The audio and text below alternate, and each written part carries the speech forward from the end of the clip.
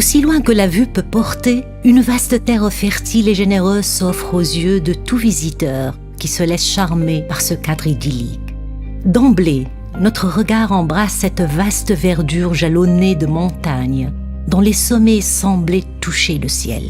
La mer et ses vagues frôlent cette vallée verdoyante, ornant ainsi cette symphonie naturelle pour rivaliser avec la beauté du paysage montagneux. L'on y voit encore le fleuve Medjerda. Donnant la vie à cette terre, il traverse fièrement ces immenses plaines délimitées par les montagnes et la mer qui réjouissent le regard. Une vraie odyssée de nature. Là, face à cet espace étendu, devant nos yeux et sous nos pas, on n'aurait pas besoin de comprendre pourquoi Rome a fait de cette terre son royaume. On comprendra à coup sûr les motifs pour lesquels toutes ces civilisations s'y sont succédées, laissant derrière elles un souvenir épique rappelant les héros et les lieux de leur passage. Zama, Bulla Regia, Douga et toute l'histoire qui défie le temps et l'oubli. La région du nord-ouest tunisien couvre 4 gouvernorats, Béja, Jendouba, Le Kef et Siliana, d'une superficie de 16 500 km², ce qui représente environ le 1/10 du territoire tunisien. Sa situation géographique, un de ses points forts, fait d'elle un point stratégique par excellence. Limitrophe de l'Algérie de l'Ouest sur une frontière de 262 km, tout proche de la capitale du pays, moyennant une distance entre 100 et 170 km.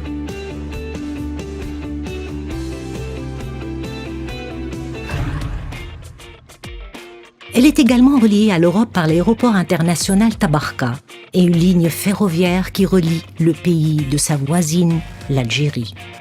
Considérée comme une véritable artère dynamique, ces chemins de fer dynamisent la vie dans la région sans oublier son activité de transport des marchandises. La région dispose également d'une infrastructure et de routes modernes, reliant ses gouvernorats aux principaux ports commerciaux et aéroports du pays, le port de Radès et les aéroports de Tunis et d'Amphida notamment. Les villes du nord-ouest tunisien ont une couverture complète des réseaux de téléphonie, mobile, Internet et fournissent une connectivité fibre optique à toutes les zones industrielles et aux cyberparcs de la région. Cela a permis d'établir et garantir une communication technique efficace et importante, valorisant les projets de développement dans la région.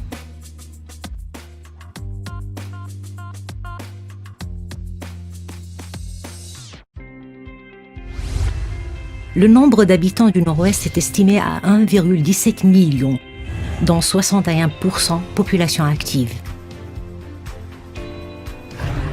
La majeure partie se distingue par des qualifications et compétences universitaires et professionnelles dans différentes disciplines et spécialités. Un atout qui fait de la région une nouvelle destination mobilisatrice pour les investisseurs étrangers cherchant à réduire le coût de leur production, accroître la rentabilité et augmenter la compétitivité de leurs produits.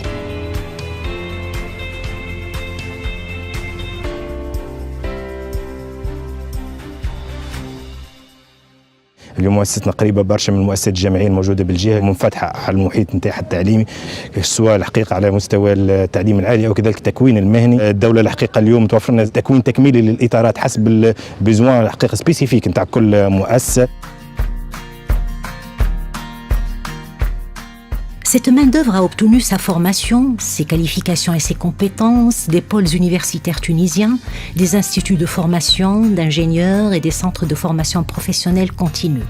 On mentionne également le rôle que jouent plusieurs organismes d'appui et d'encadrement des investisseurs. اليوم نجموا نستثمروا في الجهه، اليوم نجموا نتحصلوا على مهندسين او تقنيين ساميين ذوي كفاءه ذوي امكانيات المطلوبه في المؤسسات، ونجموا الانسان اليوم يستثمر في الجهه ويكون متاكد اللي باش يتحصل على مان دوفر كاليفي دو كاليتي، مان دوفر الحقيقه سبيسيفيك سولون لي ميتين اللي موجودين اليوم في السوق. 333 entreprises sont actives dans le nord-ouest tunisien, employant environ 30 000 travailleurs. On compte 79 entreprises totalement exportatrices et 22 entreprises partiellement exportatrices.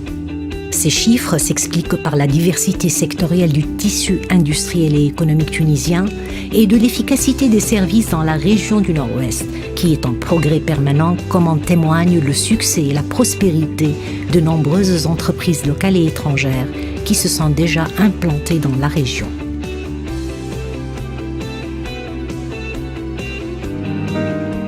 Une des caractéristiques et richesses indéniables du Nord-Ouest tunisien est sa pluviométrie.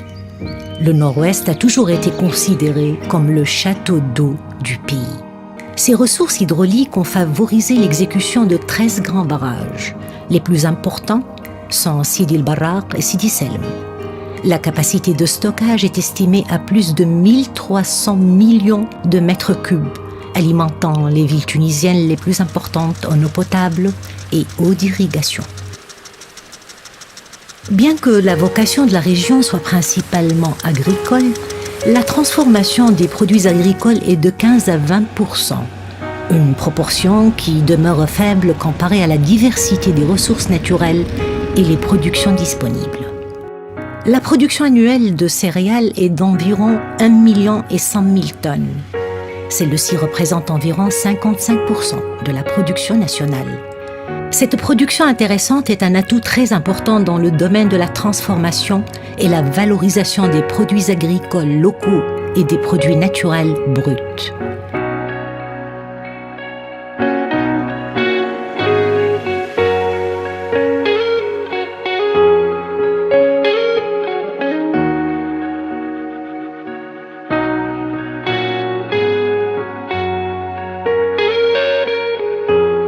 L'activité agricole du district se caractérise aussi par une production animale notable, représentant 30% de la production nationale laitière et 40% de celle de viande rouge, compte tenu de la disponibilité de pâturages étendus et de la possibilité de cultiver les fourrages dans la région.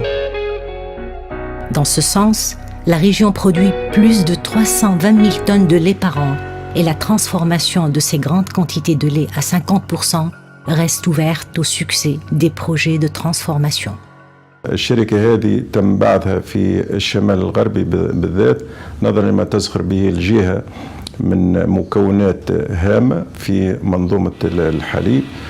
كذلك فيها ما يعادل 30 ألف تقريبا مربي أبقار اللي خلاها معناها تتصدر إنتاج الحليب في الوقت الحالي.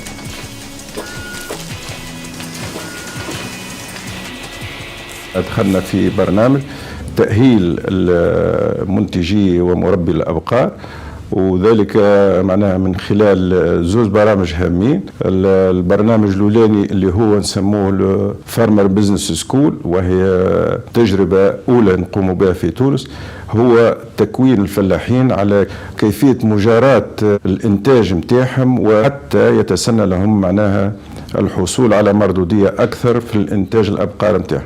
وهذا الكل يمكن المؤسسة معناها من الديمومة والتطور وتحسين الإنتاج في الجهة وتحسين دخل الفلاح في الجهة.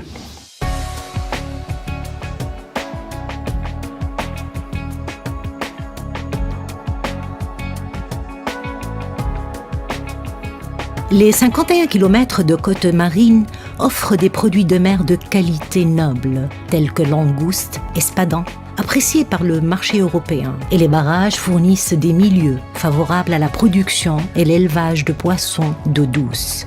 Ainsi, ce facteur de développement marin est un motif d'investissement si prometteur dans le secteur de la pisciculture. Il ouvre, pour ainsi dire, les horizons à l'investissement et l'exportation vers l'étranger. Les forêts étendues de la région constituent un réservoir stratégique prometteur pour l'investissement, tel que l'extraction ou la distillation des huiles essentielles. Le Nord-Ouest est métaphoriquement connu aussi comme le poumon de la Tunisie, vu la richesse de ses ressources forestières. La forêt couvre une superficie totale d'environ 500 000 hectares, dont 200 000 composés principalement de plantes médicinales et aromatiques. Ces plantes sont exploitées dans la production de plusieurs extraits médicaux et huiles essentielles populaires sur les marchés européens.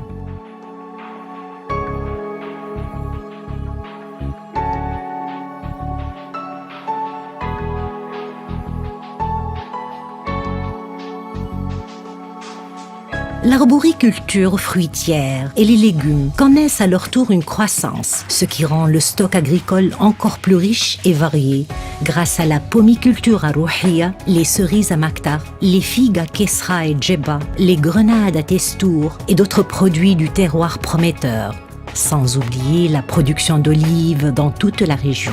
La production moyenne des arbres fruitiers est estimée à 71 000 tonnes par an. Un avantage qui peut donner naissance à l'exploitation, la valorisation et l'exportation du produit agricole frais à forte valeur ajoutée. L'expérience de l'oléiculture biologique est d'une notoriété avantageuse sans précédent. La région de Mjezelbeb s'est distinguée en remportant la médaille d'or dans une des compétitions internationales les plus renommées, grâce à la qualité indéniable de son huile d'olive extra vierge et de Toukeber. الجوائز العالمية اللي خذيناها هي اللي خلت معناها الطلبات تزداد من يوم إلى آخر. ما تتصورش في بالك قداش عندنا طلبات على زيت الزيتون البيولوجي نتاع المنطقة هذه. زراعة الزيتون راهي مش جديدة منا في المنطقة هذه، راهو الرومان هم اللي زارعين الزيتون وعندنا ضيعات لتو أشجار رومانية منا مازالت موجودة. احنا بالنسبة للزيتون ما ندوهوش بالكل، ما نحطولوش أسمدة بالكل، من بعد تقع الخزن نتاعو في أواني خاصة أون إينوكس وإلا بولار وبعيد على الضوء وبعيد على الهواء باش ما تقعلوش أوكسيداسيون. Cette huile d'olive aux multiples vertus se trouve aussi dans plusieurs autres régions qualifiées et susceptibles de décrocher les meilleures notes de la qualité internationale, comme Elles, Tborsoq, Balta Borawen, Kesra et d'autres zones de la région. Des études géologiques effectuées par l'Office national des mines avec la collaboration de l'Office de développement du Nord-Ouest ont démontré la richesse de la région en substances utiles, exploitables, de conversion. Cette richesse naturelle promet dans la mesure où elle contribue à la diversification du tissu économique de la région grâce à sa forte rentabilité et sa valeur ajoutée. En témoigne le nombre de carrières d'extraction de marbre, surtout celle de Ainovville au Kef, Ibn Hazm à Siliena et celle de Chemtou à Jendouba. Il reste des défis à relever dans ce secteur, certes. Il est notable que plus de 80% des blocs de marbre extraits sont convertis en dehors de la région ou destinés à l'exportation. Il sera judicieux d'installer des pôles de conversion et d'usinage de marbre dans la région. L'extraction et le traitement du sable siliceux à Tejerouine et Armil représentent un domaine d'investissement si prometteur. La région recèle de grandes quantités de sable de qualité, avec des pourcentages en silice dépassant les 98%. Ce sable offre une matière très demandée dans la fabrication du verre. Les régions montagneuses contiennent d'énormes quantités d'argile transformable, largement utilisée dans l'industrie céramique et celle de la brique. Un futur projet d'exploitation des gisements de phosphate sera mis en place à Sraourten, au Kef, un projet capable de fournir d'importantes opportunités d'investissement.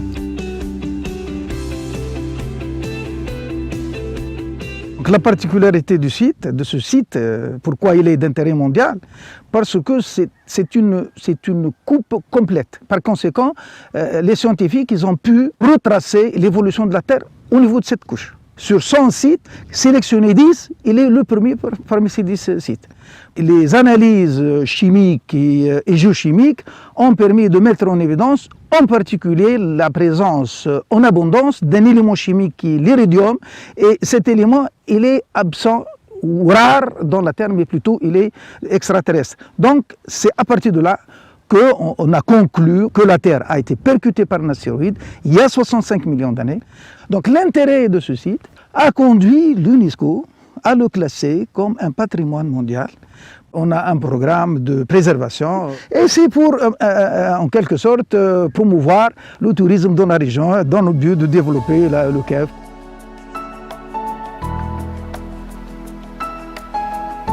Véritable carrefour de civilisation, le nord-ouest tunisien est doté d'une richesse culturelle exceptionnelle et d'un patrimoine civilisationnel très riche. La région dispose d'un patrimoine culturel et archéologique ayant des particularités uniques. Bulla Regia, Douga, Maktaris et la table de Jugurtha proposée par l'État tunisien pour être classée comme patrimoine international.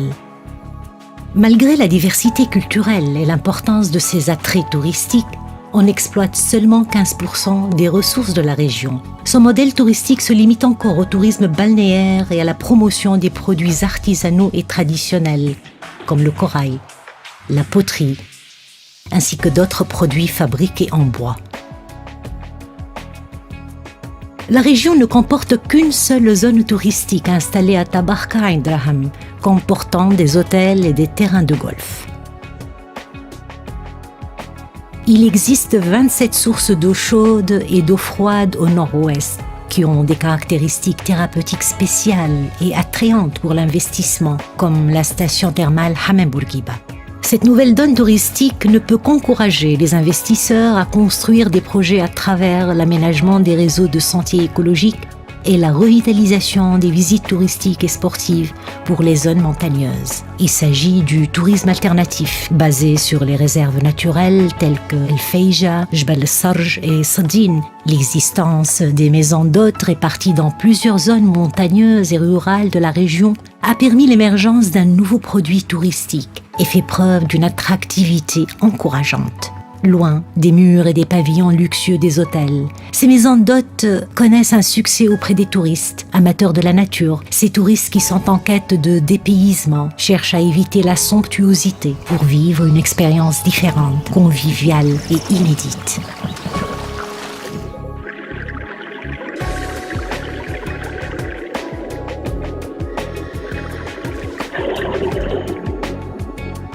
La région dispose également d'une diversité géologique assez importante, voire exceptionnelle, grâce à la présence de plusieurs grottes. La grotte de Ain Dhab Basiliana figure parmi les plus belles et incontournables grottes au monde, selon les spéléologues et les explorateurs.